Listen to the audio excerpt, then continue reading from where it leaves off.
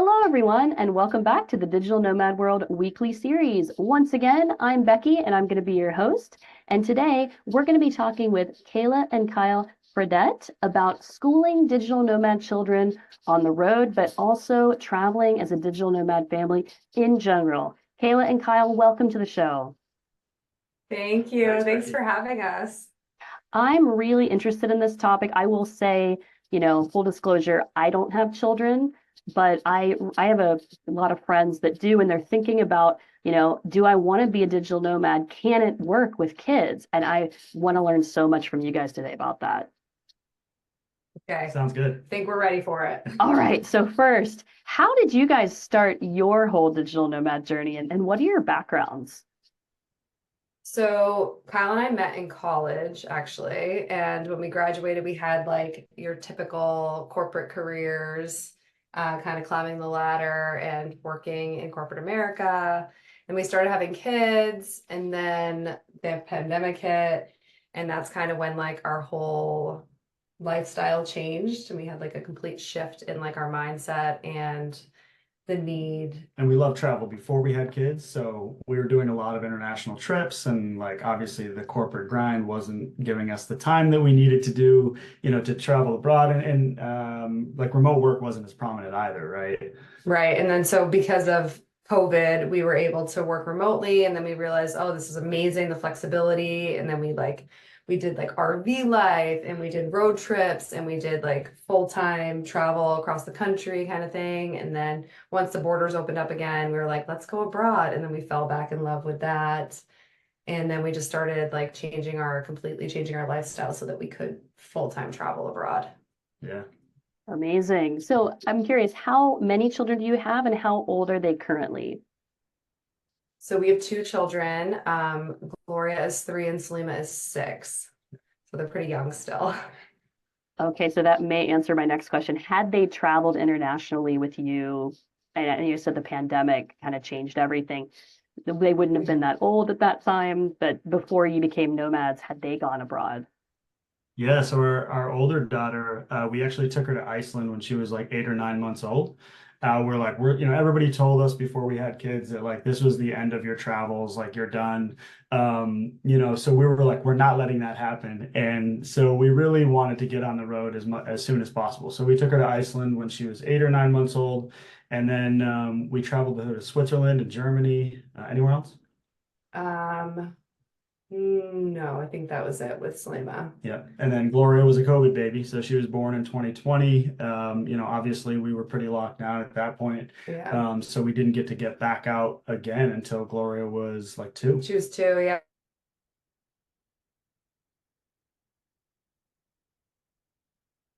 And we were like, we have to keep doing this now, and everything just kind of worked out the way we wanted it to. So Amazing. And how were the kids when they started this full-time digital nomad lifestyle with you? feel like they don't know anything different. It's just their normal life at this point. Yeah. They've no other lifestyle because they've been so young since they've traveled this way. I mean, they know that there's differences out there. They have family members and friends that are in traditional schooling and Yeah. lives, I Yeah, guess. they have no idea. Like, I know we obviously look at it as a privilege that they're able to do that and that we're able to do this, and they have absolutely no idea any different. So there was no like before for them. This is Yeah. just like planes and ferries and boats and all these things that they're just used to being on. Hotels, Airbnbs. Mm. They love exploring a new short-term rental. It's like a highlight, at least for Selima. Yeah, so for our home where we go back in the States, they'll actually refer to it as the greenhouse because it's the color green. So like that's their idea of the United States. So like, can we go to the greenhouse? So they know what home is, but we're always everywhere else. Yeah. Do you maintain a residence in the US that is your own, or do you go back and you just stay with family at this point? Well, we actually have a home there. We turned it into a duplex so that we could rent out part of it and pay for a good chunk of our mortgage. So we have a lot of different things financially that we do to make sure we can maintain this lifestyle. It's not like, how would you say? No, yeah, we've taken a lot of steps to just, make this happen, and it hasn't happened overnight. So Right. Yeah. like the most recent step was to split our house into a duplex. We also have a rental property that we purchased like 4 years ago to get some passive income. Mhm. We can talk more about it, but we have some virtual businesses, obviously, remote businesses as well. So it's been a journey. No, but I love this, like the full disclosure of how it works, because I think some people think, oh, you have to have like this really amazing job to be able to do something like this, but it's really strategic for so many people. Yep, Mhm. exactly. Yeah, it takes a lot of time and planning. We didn't just dive into it overnight. It's definitely like been a process. Okay, I also know that you have a business called Nowhere on Earth. Can you share with us what this is about? You can start. You Okay. started it. Yeah. So probably like 10 or 11 years ago, we were traveling in Italy, and we were just like taking. I remember we're sitting on this balcony in Verona, Italy, which is up north and on Lake Como, and like I'm looking out and I'm like, man, this place is like nowhere on earth, right? And so we're like, oh, let's start up like a hobby Instagram account, and that's really where it started. We started posting pictures of the different places we went. We were traveling very part-time, 1, 2, 3 weeks a year internationally, but our passion was mostly internationally. Mhm. And then that just kind of evolved over time into less of a hobby and more something that we've taken professionally. And Kayla has picked it as we made that transition that we've been talking about into this lifestyle. Like Kayla has taken that over and made it way better than it ever was. And our content has in our niche has focused down into something that's super. I don't know. It's fun now. Fun, authentic, so it's easy. It's like there's never-ending things to post about that people find interesting because our life is just much different than like people from the United States who are our bulk followers or Americans. And Yep. yeah, it's just a different world that we live in, and we love sharing and trying to help others like live a little unconventionally or think outside the box. Yeah, and it probably gives us more purpose Yeah. to have something that we can share with others and like be experts in. And I don't know, for me that like I want to do that every day, right? Like it's something that's passionate. We're Mhm. passionate about. Yeah. Yeah, and I'm really interested. I know your kids are still young, but about the schooling side of it, because that's something so many people have to really take into consideration when they start traveling full time. So, what kind of schooling do your kids receive, and what are your plans for that going forward? So our kids are still very young, but we do like a hybrid model right now because we are at home sometimes, but then we travel a lot. So when we're at home, we do homeschooling. We do make sure to focus on like the core academics because it's important for our 6-year-old now to be reading and writing and, learning math and things like that, that you can't necessarily just, you have to be able to like go over some sort of curriculum. Might need it in life. Yeah, those are important things for us anyway. We believe that she should still be learning those things. And then when we're abroad, she's enrolled in a school, an international school. They both are actually. So it's more of a Montessori style where it's like student-led learning and hands-on activities, but they still do core academics as well. So we right now think that that's best for them and it's working really well and they seem to really enjoy it. So we're just going to continue on with that for as long as it makes sense. Yeah, I think the thing that's important for us is that you alluded to it, is that they like enjoy school, Yeah. right? Like not wake up and enjoy learning, I guess is probably the most important thing, but then Yeah. enjoy school. Because if you get up, I don't know how it was, but for me, like when I woke up, when I was in grade school, elementary school, high school, it wasn't, I was super excited to go, learn. So it's something that we have put a priority on. That's great. So when you said international school that they're enrolled in, is that all online? School has changed so much since I went there. True. And I was never homeschooled, so I'm not sure how it works these days.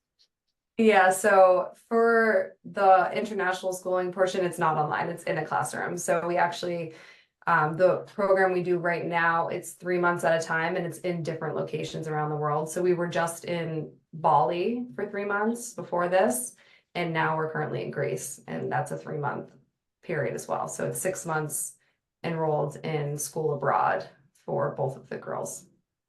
I did not even know that is an option. That is incredible. So it Yeah, says it's kind of unique. 6 months a year. So do you know what your next location is going to be? So we have a few options. We currently have chosen Italy to be the next location, which I think we'll stay with. Yeah. So Italy for 3 months would be the next school that they'll go to. So is this a certain company that's doing this, or it's like a chain of international schools that have all agreed to they know new kids are coming in from this date and all that? Yeah, so you can go. Yeah, no, I was just, the company is called Boundless Life. That's who we're here with now, and they provide a service in these locations, and they're expanding what seems like all the time. But they provide like a working hub, which is where we are now currently. Mhm. They provide housing, and then they provide education. So the kids do have a physical school and teachers that they go to every day. Gloria obviously is only 3, so it's more of a daycare, but they still follow a Montessori program for education. Yeah, she's still doing like Jolly Phonics and learning her letters, and she does math, and it's Yep. just she loves it. And it's nice because we actually were in this location last year at the same time. So Salima, our oldest, has the same teacher as she did last year for these 3 months. So it's like some sort of familiarity Like as well. continuation, Yeah. consistency. Okay, and are you meeting some other digital nomad families that are they returning also, and you're meeting up again with the same people? Yeah, so that's another great part of it is the community that's formed from this kind of travel Yeah. is like none other. So we have friends that were here with us last year at the same time that are again here again with their kids who are really good friends with ours, and we're good friends with them. So it's like the best of all worlds. Yeah. Honestly, that's one of the best parts about this kind of lifestyle is like the relationships that are formed and the community that you form. It feels like you have family everywhere you go in the world. Yeah, absolutely. Do you mind sharing like a price point of what it would cost to put a child in this kind of school, and also like how it might compare to the cost of a private school in the US? It's a good question. Yeah. So for Boundless Life, and I'm speaking very generally, but their pricing is on their website, so it's not something that's difficult to get to. I would say it's about like depending on the size of your family, if you have like for us, it's about 7,000 euros a month For the whole for program. everything. So that's for housing, that's for working, and that's for education. It's also for their yeah, it's for everything. Yeah. Whereas in the US, obviously, most people probably have housing paid for already in their home or rental or something they own. So it's hard to say. I'm guessing it's pretty comparable. I don't The know. private school? Yeah, to private school in the US at this age. I know as they get older and you get into high school in the US, it gets very expensive depending on the school you want to go to. Mhm. Yeah, so the education side of it is how much like. Yep. So the education side for Boundless is about 1,500 euros a month per kid. Yeah. That part sounds from some things I've heard in the US, that sounds like cheaper than what you would Yeah. find in like say New York or California. But it's interesting when you consider that you can purchase like everything together, accommodation, your workspace as well. And I'm guessing this doesn't include any kind of food for you guys, but maybe food for the kids during the day. Yeah, they have 2 snacks a day and lunch, so they're fed well. Yes. Do they eat? We don't know, but Sometimes they come back hungry, sometimes they're okay. But depends on where. Obviously, the food changes by location, so it's like, what's the cuisine like? Where are we at? And then they get used to it or they don't. So yep. Interesting. Okay. And I'm curious about languages for the kids. Now, I know they're very young, and I know that you guys are both from the US. So, do they speak any other languages at this point? Do you plan on teaching them languages? And if so, how do you plan to do that? So we've talked a lot about this. While we are in these programs, they do learn like phrases and counting and things like that from the language of whichever country we're in. But so far we haven't focused on like enrolling them in a school specifically for bilingual students. We've we've gone back and forth Yeah, we don't on know yet. whether or not we want to put a priority on it, because we'd love for them to be bilingual. I think like Spanish is probably the easiest one that we've talked about for them to learn, for us to learn too. We'd love to be bilingual. We're not. We only know English and then a few words in a lot of different languages. Yeah. Like hello and thank you and please. Yeah, I think we've just got to make the decision, because in order for them to really learn a language, a second language, we have to be in an area for probably longer than 3 months. And we just need to decide if we want to do that. Do we want to go spend a year in Spain? And do they want to? And do they want to? Yeah, Right, are yeah. they interested in it? Because the younger they are, the easier it is to learn the language, right? But like, is that something we want Is to that do? is that important? It's a great point, and it's something we've definitely talked about, but we haven't figured it out yet. Yeah. Yeah, I mean, feasibly, the only thing I could imagine if you were both English speakers might be to have a live-in housekeeper or some kind of person that can travel with you that is always speaking to them in Spanish, for That's a good example. point. But That's a yeah, good how to do that, it's, it's a very logistical issue and yeah. It's a lot to think about, but Yeah. good things. Yeah. Of A lot course, to a think good about for problem, digital problem nomads. to have. Yes, yes. I'm wondering if you guys could tell me the difference between world schooling, homeschooling, unschooling. I've also heard of this. And does this involve regular testing? I don't know how the testing is handled when you're traveling like this. So for homeschool, it all depends on your state. Like it's all based on state requirements of what's required for you to register for homeschool. So right now we haven't had to register, or is that what you call Yeah, it? Register for homeschool, because it's not until they're in first grade. So next year we would have to submit for homeschool for our oldest daughter. And that's just to make sure that you're following state regulations and Right. that they're meeting the criteria that the public school system would do if they were in the public school system. Right. So I know that as they get older, there's testing and certain requirements they have to meet and show that they're learning to their grade. Yeah. World schooling. Yeah, I think world schooling for us is more what we call it a hybrid model for us, but it's all world schooling. Whether it's homeschool, which is Kailah's the teacher, and she's educating the girls, or At home. Or we are abroad. Or we're abroad and we're part of these international school systems, or in this case, Boundless Life, which the girls are enrolled in their school. But at the same time, we're also traveling between cohorts, between these educational cohorts, or we're traveling during them. And they're getting all these world experiences, introductions to new language, like you mentioned, cultures, people, all these things. And that's for us, that's more world schooling, because they're getting an education that you can only get by traveling the world. You can't learn about it. You can read about it all you want in books, but until you fully experience it, you don't really fully understand like the traditions, the cultures, the customs of all these different nations and people around the world. And it just makes you more of a global citizen and understanding that other people won't have, because they just don't have the opportunity to experience it. It's a whole new world. It's like learning from being in a different place, and it's something you can't really teach. And then unschooling, do you want to go? Unschooling is something we're not very familiar with, because we don't do unschooling, but it's from what we've been told from people that do unschool, it's the child learns what they want to, when they want to, at the pace that they want to. What they're interested in is what they learn about. It's very unstructured from what we understand, which is obviously fine. We have an unstructured portion to our day too. We want kids to be child-led and be passionate about learning, like we talked about earlier. But I think it just has a lot less structure. So from an unschooling perspective, I'm sure there's a wide range of structure. I've heard it works well for some children and not well for others, and that could be different in the family or different families. That's our understanding. It's not a really good answer, but that's our understanding. There's just so many options out there, I know, and you have to really know your children and see based on where you're located how it can work. But thank you for trying to explain. There's probably a lot more types of schooling out there we haven't even covered. I'm wondering what types of challenges you've faced with schooling while being on the road.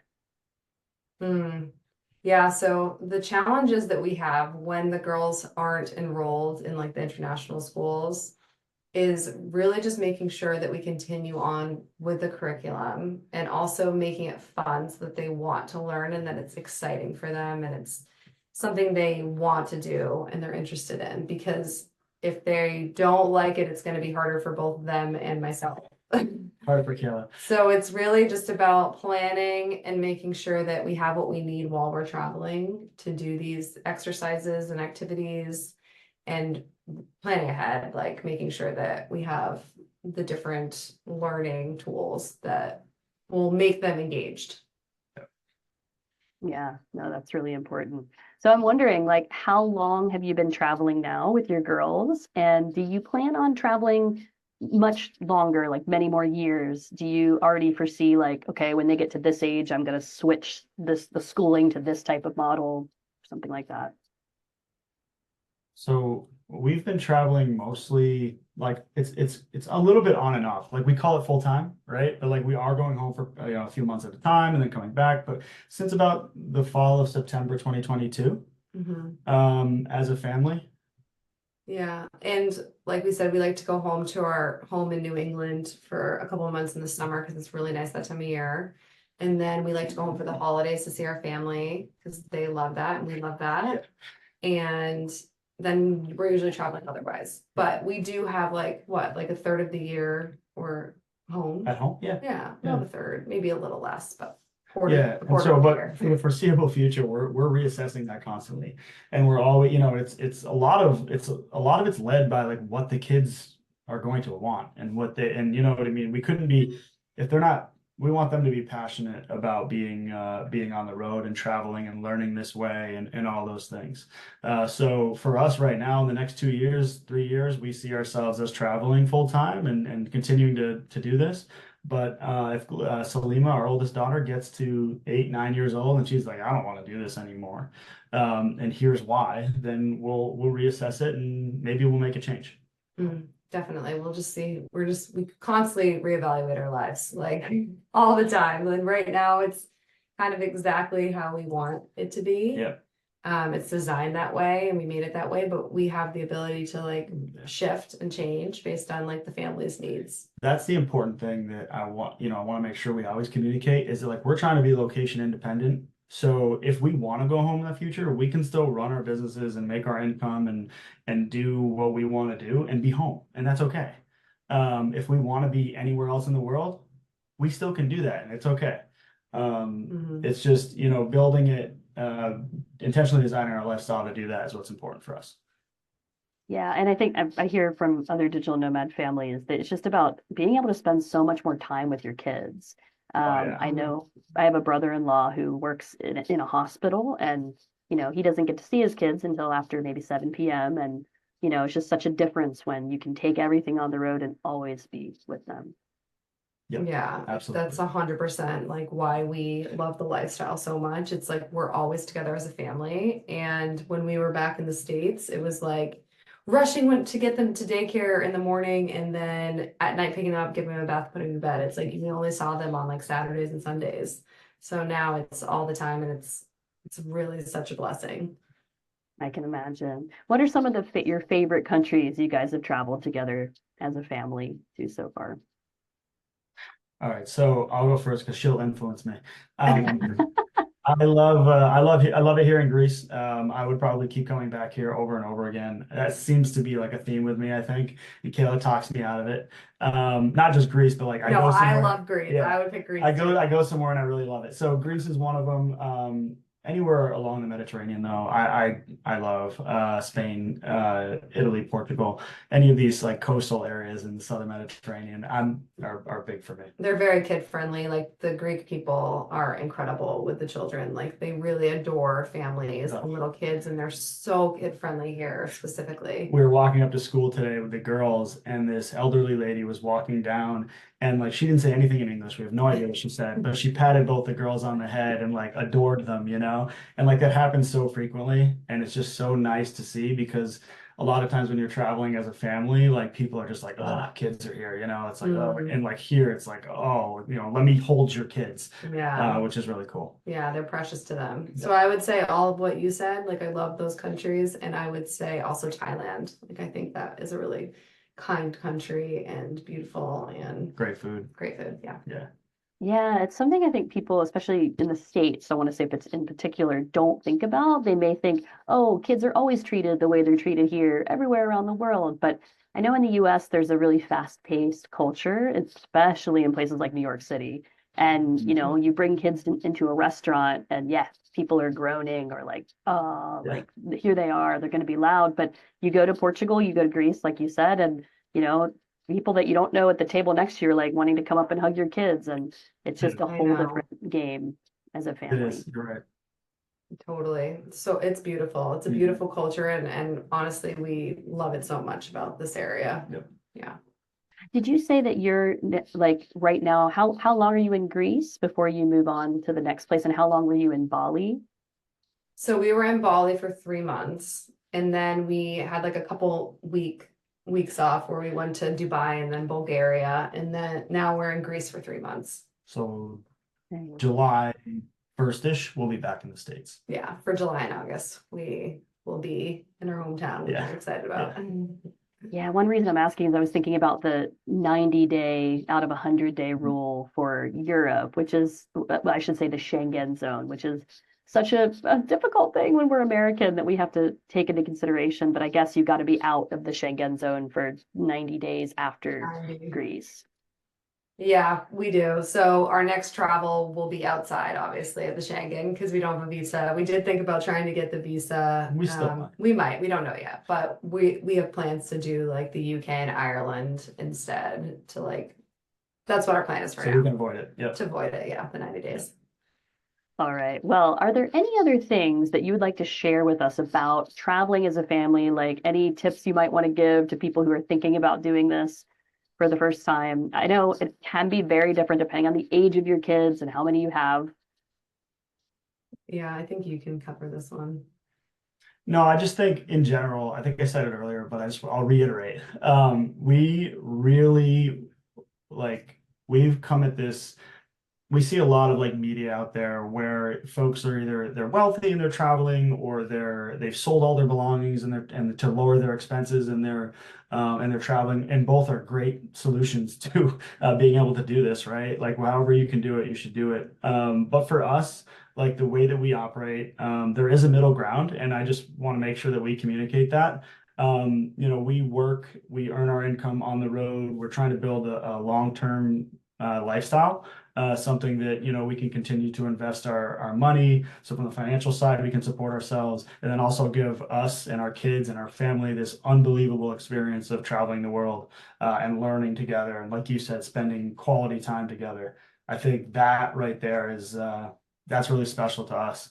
And just want other people to know that they can do it. It just takes, it takes work, and it doesn't happen overnight. And you got to set goals and reach them, but it's super attainable. Yeah, you can start off small and do it for a few months, and then if you want to keep doing it, you can just change a couple things. Like Kyle started his own business.